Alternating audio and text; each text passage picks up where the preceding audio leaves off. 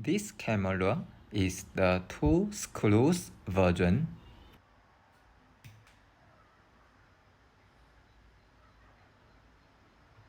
This is the trunk switch socket for trunk switch plug.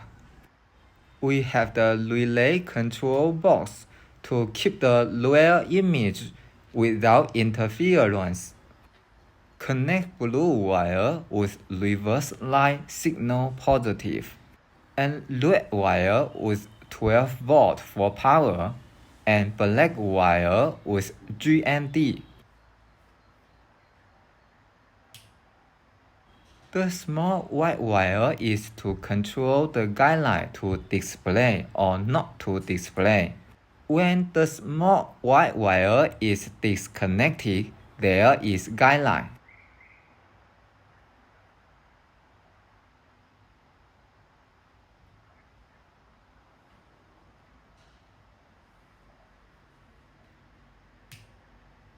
When the small white wire is connected,